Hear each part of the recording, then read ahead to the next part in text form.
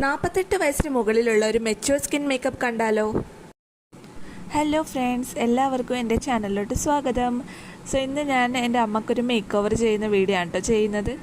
സിമ്പിളായിട്ട് ഒരു സാരി ലുക്കാണ് ചെയ്യാൻ ഉദ്ദേശിക്കുന്നത്. സോ സ്റ്റാർട്ടിങ്ങിന് മുൻപോടിയായിട്ട് ക്ലെൻസർ കൊണ്ട് മുഖം വാഷ് ചെയ്തിട്ടുണ്ട്. അതിനുശേഷം അക്വാ ജെല്ല്, ഇസിൻട്രിയുടെ അക്വാ ജെല്ലിൻ്റെ ഒരു മോയ്സ്ചറൈസറാണ് ഞാൻ അപ്ലൈ ചെയ്യുന്നത്. ഇതിൽ ഹൈലറോണിക് ആസിഡ് ഉള്ളതുകൊണ്ട് തന്നെ നല്ല ഡ്യൂവി ആയിട്ട് ഉണ്ടാവും കേട്ടോ. സോ നമുക്ക് മെച്യൂർ സ്കിന്നൊക്കെ ആണെങ്കിൽ നല്ലപോലെ ഹൈഡ്രേറ്റ് ചെയ്യാനായിട്ട് ശ്രദ്ധിക്കണം. മേക്കപ്പിന് മുൻപായിട്ട് ഹൈഡ്രേഷൻ കൂടിയിട്ടുള്ള മോയ്സ്ചറൈസർ വേണം ഇട്ട് കൊടുക്കാൻ. എൻ്റെ അമ്മ പൊതുവേ അങ്ങനെ മേക്കപ്പ് ഒന്നും യൂസ് ചെയ്യാറില്ല. ബട്ട് ഞാനിങ്ങനെ വീഡിയോക്ക് വേണ്ടിയിട്ട് ഓരോ മേക്ക് ഓവർ ചെയ്യാൻ വേണ്ടിയിട്ടാണ് ഈ അപ്ലൈ ചെയ്ത് കൊടുക്കുന്നത് മേക്കപ്പൊക്കെ. ഫൗണ്ടേഷൻ ഇടുമ്പോൾ സിമ്പിളായിട്ട് ഇടണം എന്ന് തന്നെ ഓർമ്മിപ്പിച്ചുകൊണ്ടേ ഇരിക്കുകയാണ്. പൊതുവേ അമ്മമാർക്കൊക്കെ ഒരു സിമ്പിൾ മേക്കപ്പ് ആയിരിക്കുമല്ലോ എപ്പോഴും ഇഷ്ടം.